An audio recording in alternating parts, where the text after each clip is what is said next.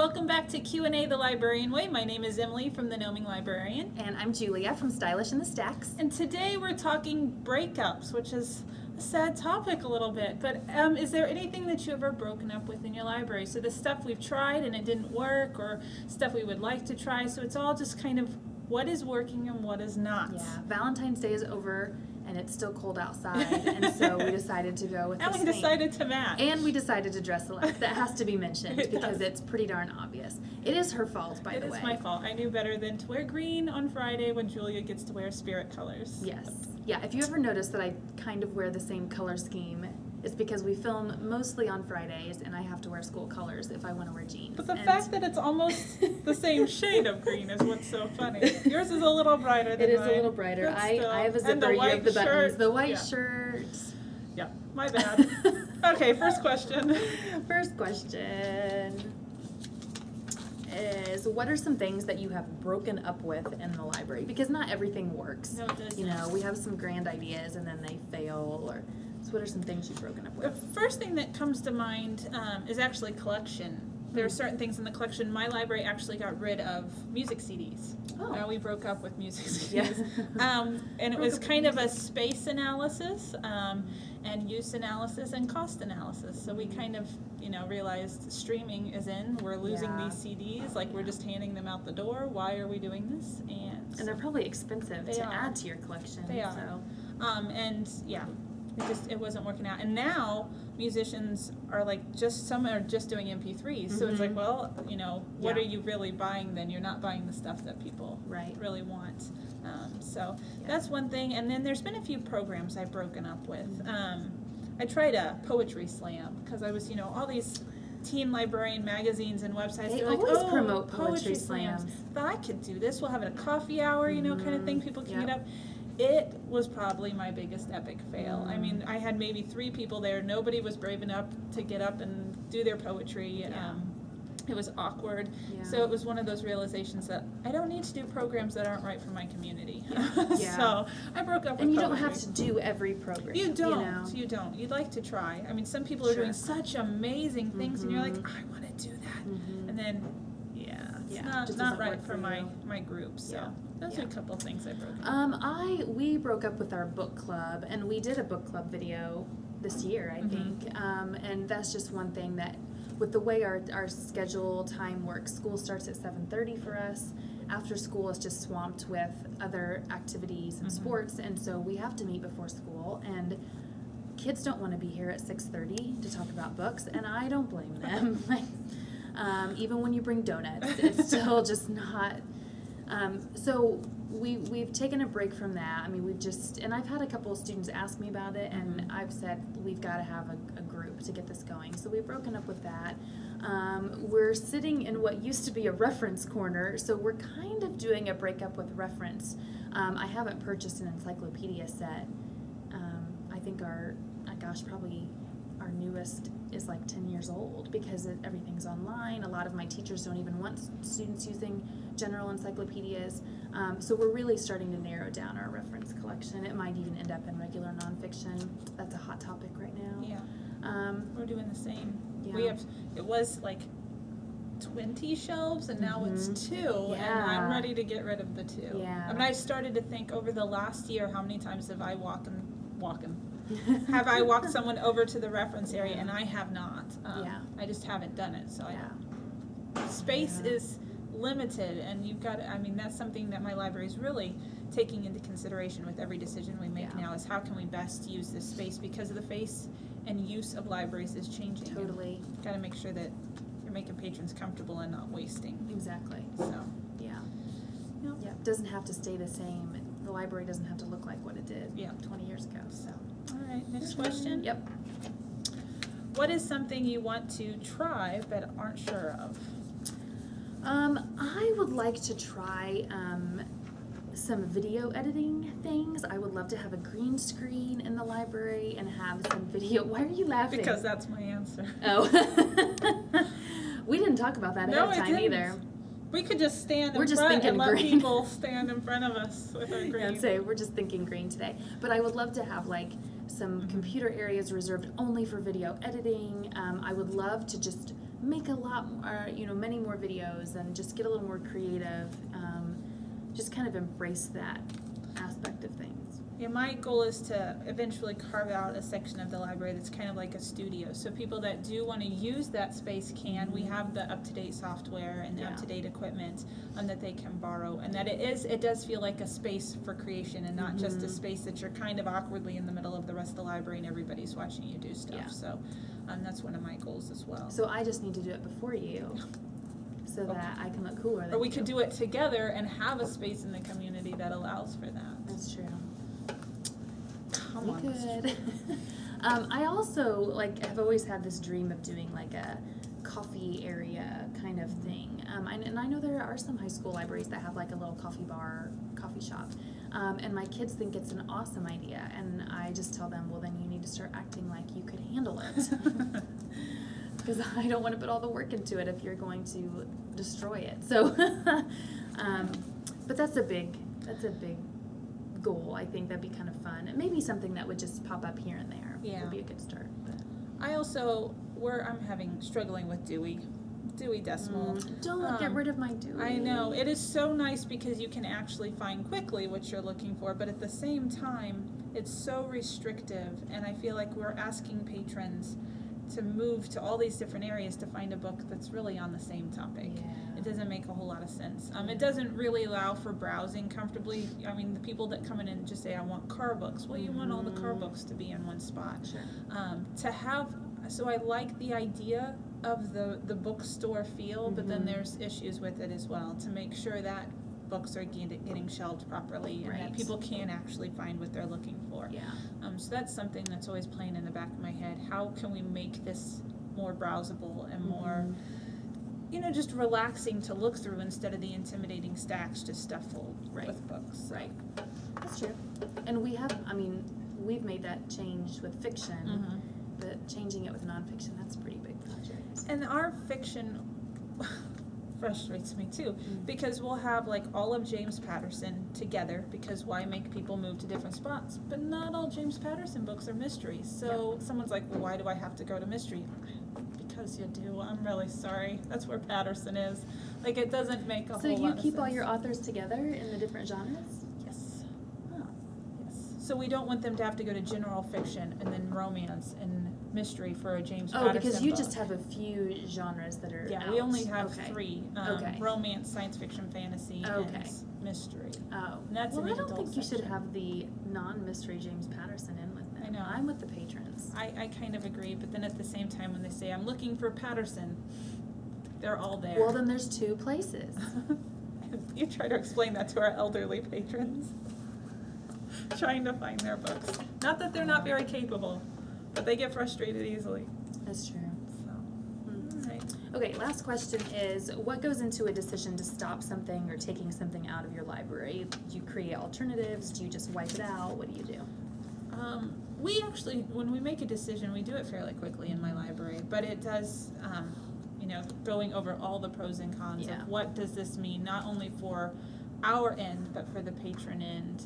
And we've made some of those big changes in the last few years that have worked out well for us so far, but now we're also seeing kind of the backlash of it as well. Yeah. Our teen room used to be upstairs, and the multimedia items were downstairs, and we flip-flopped. Well, now we haven't really left enough room for multimedia items to grow. So making big changes, we try to do, like I said, cost analysis, staff analysis. Are we making more work for ourselves? Is this really worth it? Right. For the headache for the patrons, for the headache for the staff. Yeah. And then it's sad too, because sometimes you really like something and you really want it to work, and you're like, this just isn't happening. Or you see other libraries do these amazing things, and you're like, I wish we could do that, but it just wouldn't work in our setting. Yeah. So. Yeah, I do a lot of brainstorming with people, and I run it by so many people before I make a big decision. I'm a little slower to take things out, just because I don't like to be seen as a failure, so I want to make sure I've exhausted every possible avenue before I take something out. Even recently, we have Nooks available for students to check out, and we're just kind of overwhelmed by students in here every single minute of the day wanting a Nook, and And we realized after hearing complaints after complaints from our staff that students just wanted the Nooks for the internet. They didn't want them to read. And they were using the internet to get on sites that they couldn't get on through our other filters, and so it was just a major discipline issue. So I brainstormed with a lot of people, administration, and then we just decided to turn the internet off the Nooks, so they're just now reading devices. Are they going out? Not nearly as much, but the ones that are going out are being treated well, they're being used properly. And they're still giving students a chance to play around with them that might not be able to have them otherwise. So, there was a lot of thinking into that decision. So, technology is hard because as soon as you buy something, it's already old. It's already outdated. And so trying to keep up, there are a lot of libraries that do like the petting zoo that they can check out, people can check out equipment. A lot of libraries who do have the Nooks and the Kindles that you can check out that are sometimes preloaded with books and not. We've talked a lot about that. Yeah. Kind of what that looks like, how many we think we would end up losing or that would come back destroyed, and because of our tight budget, is it worth it? Technology is a hard one because you want to be on the forefront, you want to be that leader, or at least not 3 steps behind. Right. But it's hard. It is hard. Well, and with so many schools now going towards bring your own device or one-to-one, I don't want to buy a ton of technology and then the students have their own. So you kind of have to pick and choose what you're going to go with. Yeah, what priorities are, what your mission is. Yeah. It's never fun to break up with Breaking anything. up is hard. Yeah. But especially when you really to. like that thing Exactly. and you don't want to see it go. Exactly. It's just not working out. But then it's exciting sometimes too. It's that clean start. That, okay. Have that off my plate. Yes. We can do something new and different now. Yeah. I like change for the most part. I I'm do not too. really afraid of change. I like to think through it completely before, but I'm not really afraid. Yeah. And I've failed before, and it's like, oh darn, that didn't work. That didn't work. It's not for my students. So. All right, fun question. Fun question. Favorite experience meeting an author? We've had some author questions lately. Yes. Well, of course, it was meeting Rudis the Petties. I'm just obsessed. That was an awesome experience because I told her about my blog and she'd already heard of it, and I was like, what? So that was pretty exciting. And then she tweeted that the highlight of her night was meeting me, which was pretty spectacular. I ran to the English classrooms and told the students about it because they know about my obsessions. I saw it on Twitter. I was like, oh, I bet she's glowing. Look I at can that. feel the glow from where I am. Yeah, I mean, it helps That that is like exciting. I was already a big Ruta fan, Uh-huh. and then for her to say that she'd heard of me in my blog, that was pretty humbling. That was pretty awesome. I'm trying to think if there's. I've had really good experiences meeting authors. Ashley Hope Perez, we did a presentation together, and so we got to meet at a coffee shop together, and that was just really fun to like feel like I was hanging out with my friend, the author, and she bought my coffee, which was great too. So that was really cool. Yeah. I think my favorite was my second meeting with John Green. Okay. The first one was at a Nerd Fighter event. Actually, my garden gnome met him before I ever did. Okay. And I had made a Nerd Fighter cape for him, and some of my librarian friends took him to a signing because I couldn't go. And so he got his picture taken with the gnome, and it was fantastic. And then I went to a Nerd Fighter event, and I got to see him, and he kind of looked, he's like, oh, the gnome. And he kind of thought, hey, that looks familiar. Well, then I met him at ILF. And I stood in the long line. Indiana Library Federation. And he was signing books, and I didn't have anything to sign, but I thought, I'll just go up with the people I'm with. And so he's talking to them, and he keeps looking at me, and I'm like, hi, hi, how are you? And he goes, you look familiar. And someone goes, you've taken a picture with her gnome. And he goes, you are the gnome girl. And I thought, my life is now complete. Yep, that's pretty awesome. It was pretty John awesome. Green remembers you and your gnome. Yes. Well, I think a grown woman who carries around a gnome is bound to be remembered. But Yes. you're welcome. It does bring up some slight issues. Oh, it's so funny though. Neil Schusterman, when he was like, "What is this?" Yeah. And he had just been reading, and he was all out of breath a little bit because he was running around doing stuff. And then Kenneth Apple, he's like, so am I going to end up on the internet? I was like, oh, you betcha. Yeah. Smile real big. He goes, all right. So there, I've had some. The gnome makes it fun. The gnome it does breaks add the a ice lot. because I'm an and idiot. I have authors sign library cards now, and they think that's really cool. So just something that is a conversation starter. It because is. if I were to try to start the conversation, it'd just come out in I know, high-pitched it's giggles. awkward. And I'm like, I don't know what to say to you. I did meet Meg Cabot, and I kind of like, I was kind of pushed to meet her, and I kind of fell into her, and I like blubbered. That was interesting. I almost tackled Libba Bray. So. Yes, you did almost tackle Libba Bray. And then one great author that I got to meet was Ann M. Martin, who wrote The Babysitters Club. She was just super sweet, and I told her that I was a mixture of Mallory and Mary Ann growing up, and she knew right away what I was talking about. She's like, that makes sense. And I'm like, we have a connection because you know Mallory and Mary Ann. I think I'm getting a little more Stacy in me now, which is awesome. Because everybody wants to be Stacy and Claudia. I like how you sit around and think about it. Yeah. I remember reading the Babysitter Club books, but I remember the movie more. I don't know. I watched the movie. Well, there wasn't just one movie. If you were a fan. I remember the feature film. Yeah, the feature film. There were like 30-minute movies made by Scholastic, I think, and I think they're still live stream on Netflix. Oh.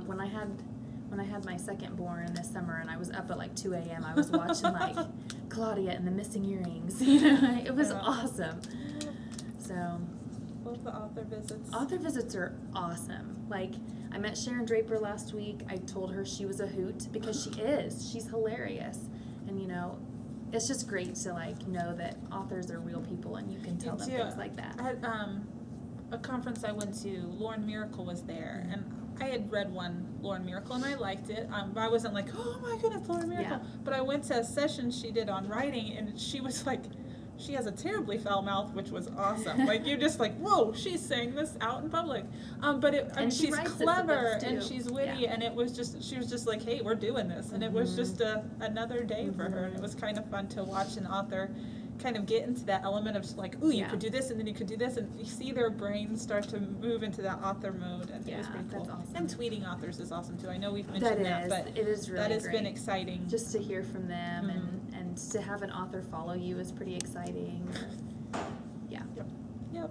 So, all right. Well, we'll be back next week. I think pretty soon we're going to talk about Teen Tech Week. Yep. That's coming up. So I'm ready. We will not both be wearing green next time. I will call her ahead of time. Make sure we look like know what she's wearing. leprechauns. We do. We just in the camera, we really look like we match a lot. We do. But when you're next to when it, you're it's standing not as bad. with us, yeah, it's not so bad. Make sure you check out thelibrarianway.com all week. We'll be blogging some more about library related stuff. Leave your comments and questions below, and we will see you later. Bye. Bye.